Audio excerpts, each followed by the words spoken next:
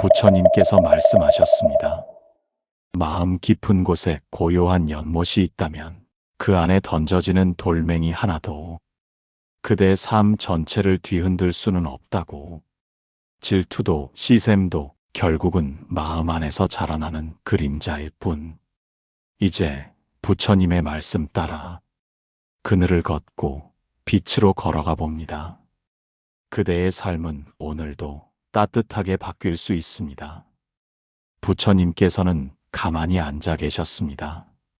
말씀 한마디 없이도 그 앞에 앉은 사람들의 마음은 조용히 흔들리고 서서히 밝아졌습니다. 한 제자가 말했습니다. 스승이시여, 저는 자식이 잘 되는 모습을 보면 기쁘다가도 옆집 누구네 자식이 더 잘 되었다 하면 마음이 자꾸 흔들립니다. 왜 그런 것입니까?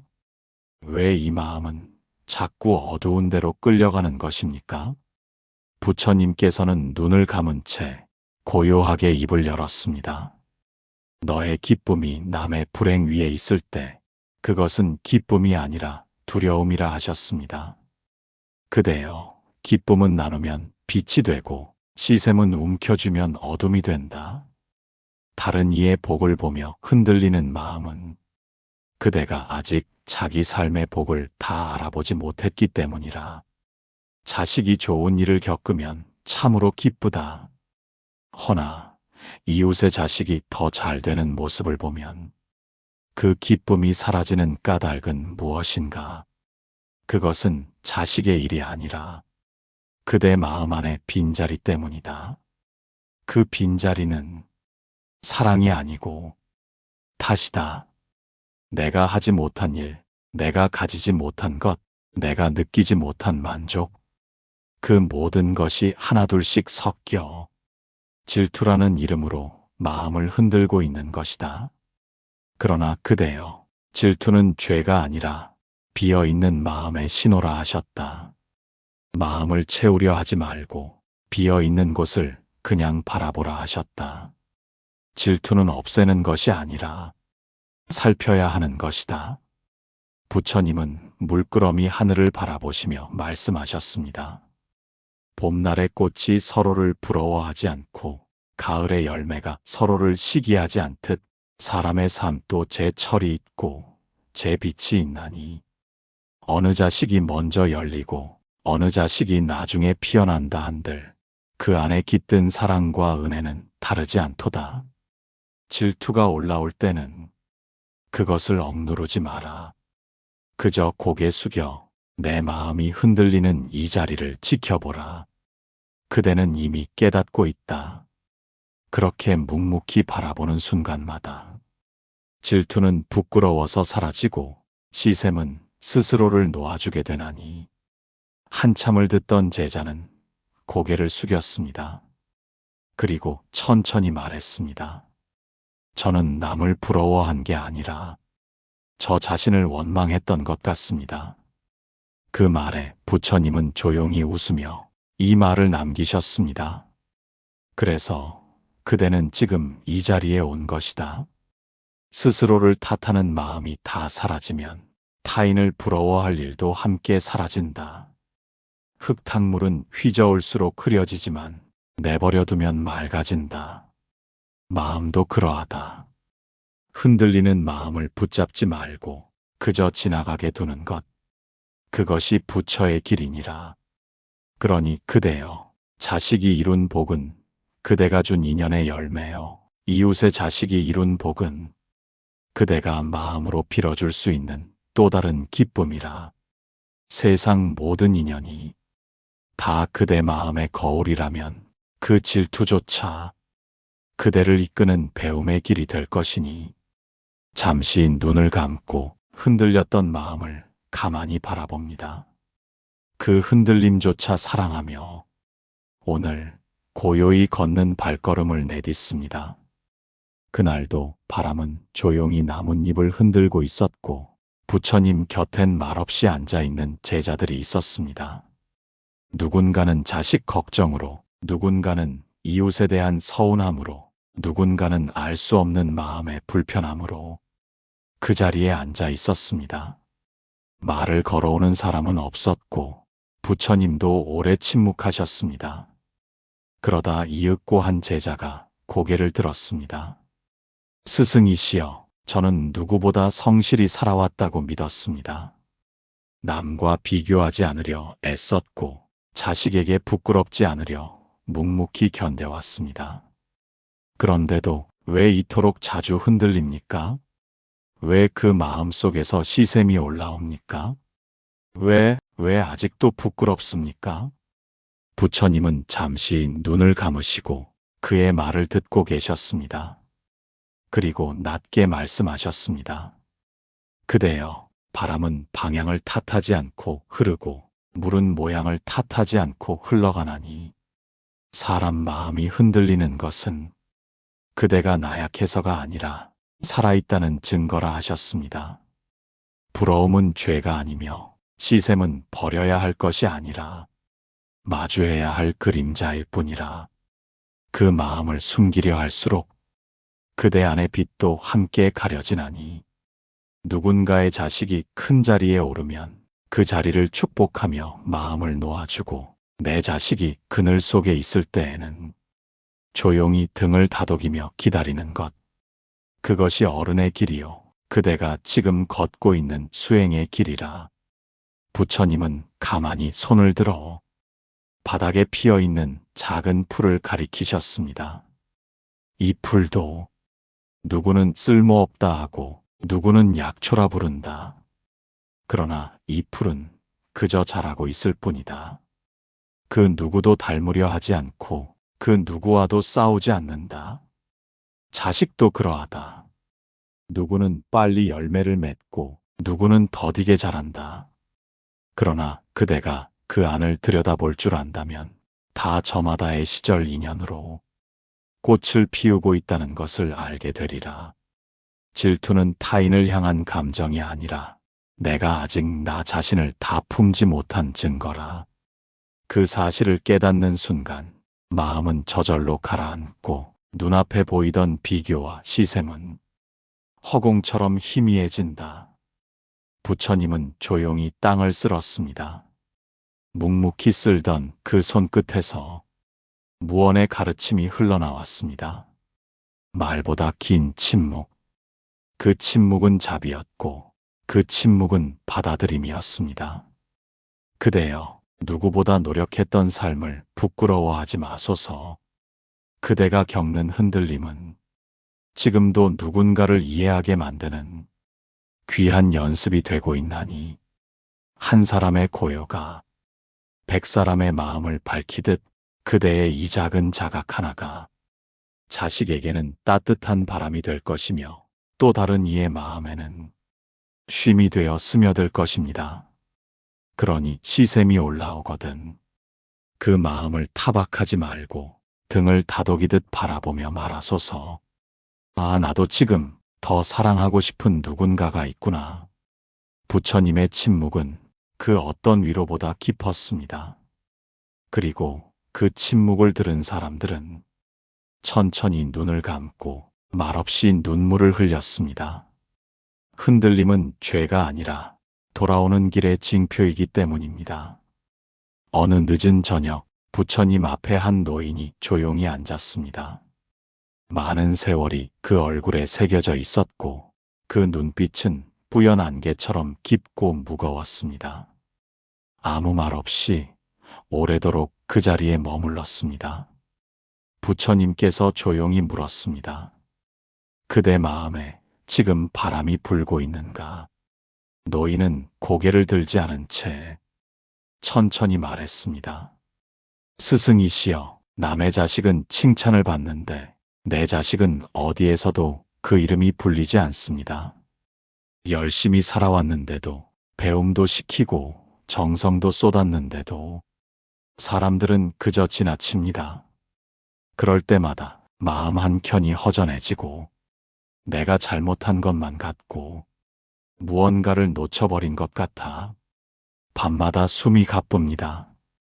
자식이 아니라 내가 외면당하는 것 같아서 차라리 내가 욕을 먹는 게 낫겠다 싶은 마음이 듭니다. 부처님은 깊은 숨을 들이쉬셨습니다. 그대여, 삶에서 가장 무거운 짐은 타인의 무관심이 아니라 내가 사랑한 존재가 세상에 외면받는 것을 바라볼 때 생기는 마음이라 하셨습니다. 그 무게는 말로 설명되지 않고 그 외로움은 누구도 대신 짊어질 수 없으나 그 마음 깊이 들여다보면 그 안에도 여전히 사랑이 깃들어 있도다. 부처님은 말했다. 그대가 지금 견디고 있는 이 마음은 욕심이 아니라 다만 자식이 존중받기를 바라는 깊은 소망일 뿐이라. 그러나 그 소망이 지나치면 자식에게는 짐이 되고 그대에게는 괴로움이 되나니 자식은 인생을 살아가는 존재이지 세상의 인정을 채우기 위해 살아가는 그릇이 아니니라. 세상의 말들이 그 자식을 따라오지 않더라도 그대의 사랑은 이미 그 자식의 마음에 씨앗처럼 심겨졌도다. 다만 꽃이 피지 않았다고 해서 그 씨앗이 헛되었다 말하지 말지어다. 흙 속에서 기다리는 시간도 사랑의 일부이니라.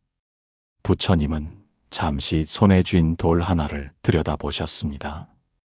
이 돌이 지금은 땅에 있지만 어느 날 물에 던지면 그 파문은 먼 곳까지 퍼져나간다. 그대의 자식도 그러하니 지금 빛나지 않아도 그 마음에 깃든 선함은 언젠가 누군가에게 닿게 되리라. 그대는 자식의 삶이 사람들에게 인정받지 못한다 하여 슬퍼하고 있으나 하늘의 별이 낮에는 보이지 않듯 보이지 않는 때가 오히려 더 큰 길을 준비하는 시간일 수도 있다. 그러니 그대여, 눈앞의 외면에 마음을 묵지 말고 자식의 존재를 다시 바라보소서. 그가 얼마나 견뎌냈는지, 얼마나 조용히 살아냈는지 그대가 다 알아보아주면 되는 것이다. 세상 모두가 몰라도 부모 한 사람만 알아주면 그 자식은 평생의 길을 잃지 않는다 하셨습니다. 제자는 침묵 속에서 눈물을 흘렸습니다. 그 눈물은 슬픔이 아니라 자식에 대한 오래된 자책을 놓는 고요한 기도였습니다. 이 세상 누구보다 사랑한 존재이기에 더 잘 되길 바랐고, 더 인정받길 바랐고, 더 당당해지길 바랐던 그 마음이 이제 조금은 느슨해지고 조금은 가벼워지는 순간이었습니다. 부처님은 마지막으로 이 말을 남기셨습니다. 그대의 자식은 이 세상에서 가장 귀한 인연이다. 그러나 그 인연이 빛나야만 소중한 것은 아니니라. 그저 곁에 있는 것만으로도 그대 삶은 이미 다행이다. 부처님께서는 어느 날 작은 마을을 지나시다가 마당에서 등을 돌리고 있는 두 사람을 보셨습니다. 한 사람은 주먹을 꽉 쥐고 있었고 다른 한 사람은 땅만 바라보고 있었습니다. 그들의 눈빛은 서로 닿지 않았고 입술은 닫혀 있었지만 그들 사이의 거리는 말보다 더 깊고 차가운 벽을 만들고 있었습니다. 사연은 이러했습니다. 형은 평범한 삶을 살았고 동생은 뜻밖의 큰 명예를 얻었습니다. 어릴 적엔 서로를 아끼며 살았지만 세월이 흐르자 동생의 이름은 사람들 입에 오르내리고 형은 그늘처럼 따라다녔습니다. 처음엔 자랑스러웠습니다. 하지만 점점 불편한 마음이 고개를 들었습니다. 사람들이 말했습니다. 동생은 참 훌륭하구먼. 형은 뭐 하시나? 동생 덕 좀 보시겠네. 그 말들이 작고 둥글게 굴러들어와 형의 가슴 어딘가를 꾹꾹 눌렀습니다. 형은 스스로를 원망했고 동생의 얼굴조차 피하게 되었습니다. 그리하여 가장 가깝던 두 사람은 서로를 외면한 채 살게 되었습니다. 그 이야기를 다 들은 부처님은 아무 말 없이 고개를 숙이셨습니다. 그리고 말씀하셨습니다. 그대여, 시샘은 멀리 있는 이에게서 생기지 않는다. 가장 가까운 이 마음으로 엮인 인연에게서 생겨나나니 왜냐하면 그 사람을 나와 같다고 믿었기 때문이다. 나도 할 수 있다고, 나도 그 자리까지 갈 수 있다고, 언젠가는 닿을 수 있다고 믿었던 사람이 먼저 가는 모습을 보게 되었을 때 비로소 그대는 자기 안의 그림자를 마주하게 된다. 그 시샘은 미움이 아니라 자기 안에 있는 허전함이 일으키는 파동이라. 부처님은 한 걸음 앞으로 다가서며 손에 든 나뭇가지를 꺾어 바닥에 그리셨습니다. 이것이 경계다. 그대가 그 사람과 자신 사이에 알게 모르게 그어버린 선이다. 이 선이 마음속에 생겨나면 더 이상 함께 웃을 수 없고 더 이상 진심으로 기뻐할 수 없게 된다. 그러나 그 선을 지우는 일은 어렵지 않다. 그 선은 애초에 그대 손으로 그린 것이기 때문이다. 부처님은 조용히 이어 말했습니다. 그대가 부러워하는 것은 동생의 성취가 아니라 그대가 아직 깨닫지 못한 자기 안의 가능성이다. 질투는 남의 것이 탐나서가 아니라 내 안에 꽃이 피지 않아서 생기는 것이니라. 동생의 이름이 높아진 것이 그대의 이름을 지운 것이 아니고 그의 빛이 밝아졌다고. 그대의 삶의 가치가 흐려진 것도 아니니라.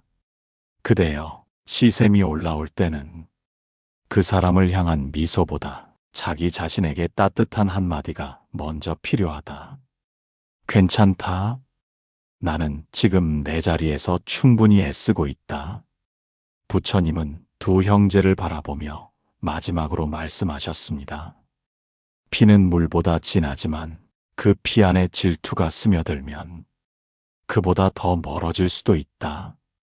그러나 그 질투조차 껴안고 나면 그 인연은 다시 깊어질 수 있다. 형은 눈을 감고 작게 입을 열었습니다. 제가 놓은 것이 그 아이의 손이 아니라 제 마음이었습니다. 부처님은 가만히 웃으셨습니다. 그래, 이제 그대는 돌아갈 수 있다. 미워하지 않아도 된다. 부끄러워하지 않아도 된다. 그 마음을 알아차렸다면 그대로 괜찮다. 시샘은 멈추는 것이 아니라 깨달음으로 넘어가는 달이라 하셨습니다. 바람이 불었습니다. 두 사람 사이 말없이 그리워했던 시간들이 그 바람에 실려 흩어졌습니다. 그리고 처음으로 눈을 마주 보았습니다. 그 짧은 눈빛이 오랜 원망보다 더 많은 것을 씻어내 주었습니다. 한 제자가 찾아왔습니다.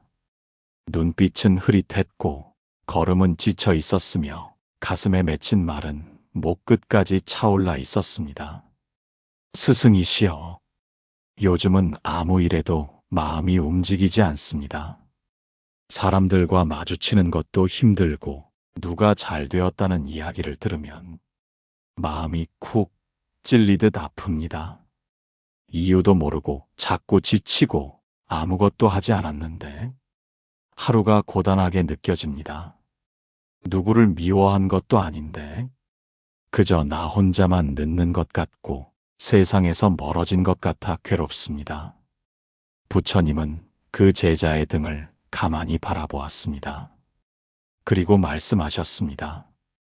그대여, 시샘은 가장 먼저 자기 자신을 병들게 한다. 그 마음은 밖을 향한 것처럼 보이지만 실은 안을 향해 있는 칼과 같도다. 누군가를 부러워하는 마음은 순식간에 그대 자신의 존재를 작고 하찮게 만들며 그대가 걸어온 길을 의심으로 덮어버린다. 시샘은 불처럼 뜨겁지 않다. 얼음처럼 서서히 스며든다. 그래서 더 무섭다. 눈에 띄지 않게 마음을 마르게 하기 때문이다. 자신을 탓하지 않아도 되는 순간에도 나는 왜 안 될까 하는 생각이 목덜미처럼 따라붙고 좋은 일조차 의심의 눈으로 보게 만들며 결국 삶 전체를 회색으로 물들게 된다. 그대여, 시샘은 괴로움이 아니라 도움의 신호다. 그대가 지금 멈춰 서 있다는 것을, 그대가 아직 자기 자신을 충분히 안아주지 않았다는 것을 마음이 알려주고 있는 것이니라. 부처님은 연못가로 걸어가셨습니다. 작은 돌멩이를 하나 주우셨습니다. 이 돌을 물 위에 던지면 파문은 멀리 퍼지나 잠시 후 가라앉는다. 그러나 돌이 너무 무거우면 파문조차 없이 바로 가라앉는다. 그대의 시샘이 너무 오래되면 표현되지도 못하고 가슴 깊이 가라앉아 몸을 아프게 한다. 마음을 아프게 한다. 그러니 시샘이 올라올 때 두려워하지 마라. 자책하지도 마라. 그저 조용히 이 말 하나를 속으로 되뇌어 보라. 나는 지금 나를 다시 보려 하는 중이다. 그대는 멀어진 것이 아니라 잠시 쉬고 있는 것이다. 누구보다 먼저 나아가고 싶었기에 더 자주 마음이 흔들리는 것이다. 부처님은 다시 그 제자에게 돌아와 이 말을 남기셨습니다. 그대가 부러워했던 사람들도 그들만의 시샘을 안고 살아간다. 그대가 부끄러워했던 시간에도 누군가는 그대를 부러워하고 있었다. 시샘은 누가 더 나은지를 따지는 게 아니라 누구보다 내 마음을 들여다보지 못했음을 알려주는 작은 종소리다. 그 종소리를 외면하지 말고 잠시 귀 기울여 들어보면 그 안에 그대가 오랫동안 외면해왔던 자신을 위한 연민이 담겨 있도다. 제자는 조용히 무릎을 꿇었습니다. 말없이 눈을 감은 채 오래도록 자신 안에서 올라오는 묵은 감정을 바라보았습니다. 자기 탓도 세상 탓도 아닌 그저 조용한 슬픔 하나. 부처님은 그 침묵을 존중하며 덧붙이지 않으셨습니다. 그대여, 마음을 병들게 했던 그 질투가 이제는 그대를 낫게 할 것이다. 고요한 자각 속에서 그 마음은 언젠가 다시 웃게 되리라. 해가 지는 들녘을 따라 부처님과 제자들이 천천히 걷고 있었습니다. 어느덧 발밑으로 길게 그림자가 드리워졌고 그때 한 제자가 입을 열었습니다. 스승이시여, 저는 아무것도 가진 게 없는 사람 같습니다. 비교할수록 초라해지고 말을 아낄수록 마음이 더 가라앉습니다. 누군가는 집이 넉넉하고 누군가는 자식이 높은 자리에 있고 누군가는 삶이 활짝 열려 있는 듯한데 왜 저는 이토록 작게 느껴질까요? 왜 저는 이만큼밖에 아닐까요? 부처님은 발걸음을 멈추셨습니다. 그리고 그 넓은 들판 위에 낮은 풀들을 바라보았습니다. 그대여, 높은 산만이 경치가 되는 것이 아니며 작은 들꽃도 세상을 밝히는 생명이니라. 그대가 지금 느끼는 이 초라함은 그대의 진짜 크기를 모른 채 남의 기준을 들이댄 결과이니라. 세상이 말하는 잘됨은 늘 높이 있는 것처럼 보이지만 진정한 복은 지금 그대가 이미 지니고 있는 것 안에 숨겨져 있다. 다만 그 시선을 밖으로만 돌려두었기에 그 소중함을 못 알아보고 있는 것이다. 부처님은 제자의 손을 잡아 작은 연못가로 이끌었습니다. 이 연못을 보거라. 겉으론 작아 보이나 그 안엔 수많은 생명이 살고 있고 수면 아래에는 수십 해를 견뎌낸 진흙과 뿌리가 있다. 겉을 보고 초라하다고 단정하지 마라. 깊이를 보지 않고 가치를 말해서는 안 되느니라. 그대 삶도 그러하다. 말수가 적다고, 돈이 많지 않다고, 자식이 눈에 띄지 않는다고 해서 그대 인생이 작거나 실패한 것이 아니다. 그대는 누구보다 조용히, 그러나 꾸준히 누군가를 지키며 살아온 사람이다.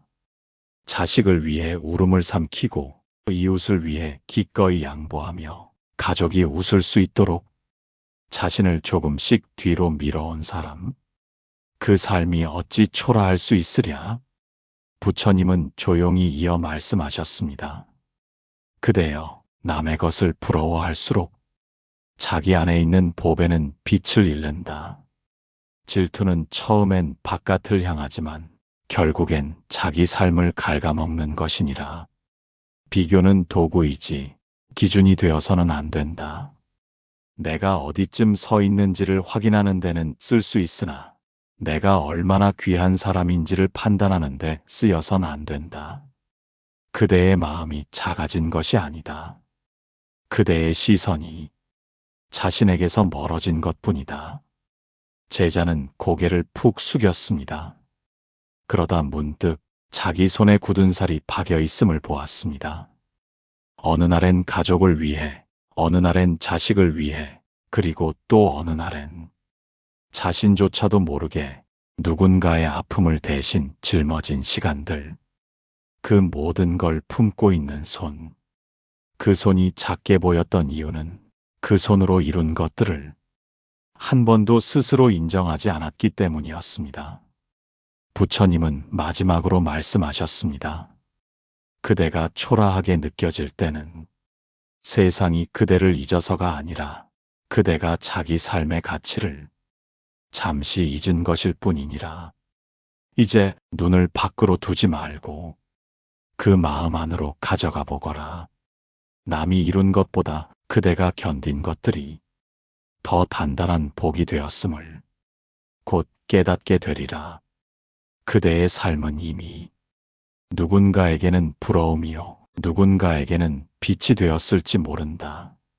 지금 이 순간에도 긴 수행을 마치고 산 아래로 내려오던 부처님께 한 노인이 다가와 조심스레 물었습니다. 스승이시여, 질투가 사라진 사람은 무엇이 달라집니까?